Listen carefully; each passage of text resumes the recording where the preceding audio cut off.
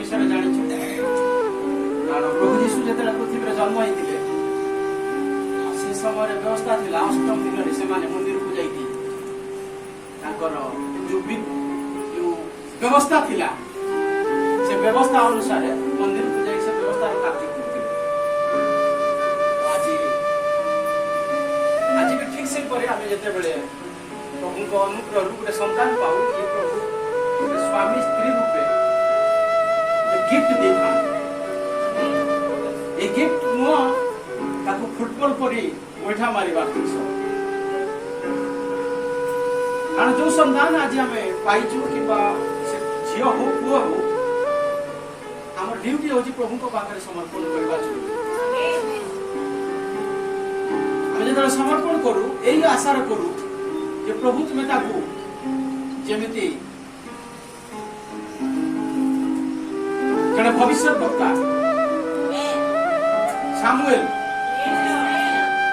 तांकर मां हन्ना से उत्सर्ग करथिले। यस भाई आउ दिने से भविष्य वक्ता आज भी ठीक से परि प्रभु आमान को जतरा संतान दियंती आज हे पारे जदि कन्या से हन्ना बनि पारे से बिका बनि पारे से ऋतु बनी पारे से किसी भी बनी पारे किंतु प्रभु को संतान नहीं पारे से ये उद्देश्य पाखे संतान उत्सव रखा तेणु आज जदि ठीक से परी भाई बोआज आ भौणी ऋतु गर्भरे भी पुत्र प्रसव देइछथि जदि भी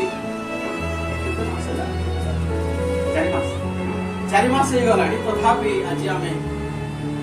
संतान को प्रभु पाखे उत्सर्ग करबा प्रभु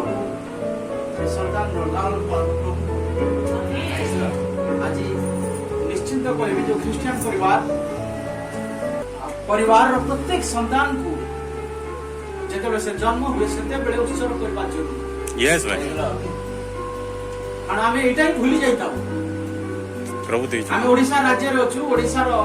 संप्रदाय हमको कोन कहे 21 दिन रे 21 कर दबा कथा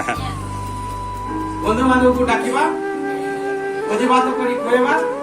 आ से आनी की खूब अनेक गिफ्ट करिवे किंतु असल कार्य को भूली जाइता अरे ताकू जे जीवन देकी ताकू जे सृष्टि करी ता ए बाबा मां तार लालन पालन करि पारंती किंतु जीवन मृत्यु तो प्रभु को पाखरे ताकू केबे समर्पण करन था बरो ई जनता को समर्पण कर देता आज जेते बड़ा हो जनता भलिया हो।